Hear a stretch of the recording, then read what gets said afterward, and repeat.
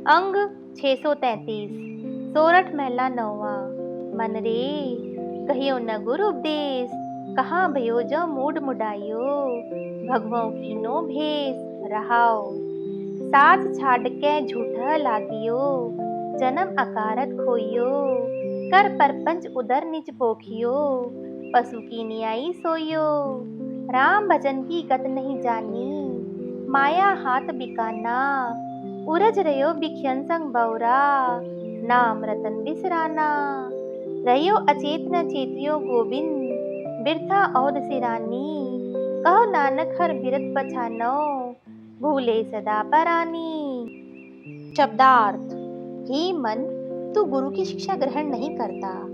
हे भाई, गुरु की शिक्षा छोड़कर यदि तूने सिर का मुंडन भी करवा लिया और भगवे रंग के कपड़े भी पहन लिए, तब भी क्या हुआ।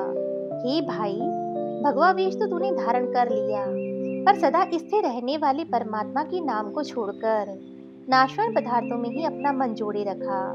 इस प्रकार तूने मनुष्य जन्म व्यर्थ गवा लिया। छल कपट करके तो अपना पेट पालता रहा और पशुओं की तरह सोया रहा। हे भाई, बेहोश मनुष्य परमात्मा के भजन की युक्ति नहीं समझता, माया के हाथों बिका रहता है। पागल मनुष्य सांसारिक पदार्थों के मोह में मस्त रहता है और रत्न के समान परमात्मा के नाम को भुलाए रखता है। हे भाई, मनुष्य माया में फंसकर बेहोश हुए रहता है, परमात्मा को याद नहीं करता, सारी उम्र व्यर्थ गुजार लेता है। हे नानक, कह, हे परमात्मा, तू अपने प्यार वाले स्वभाव को याद रख।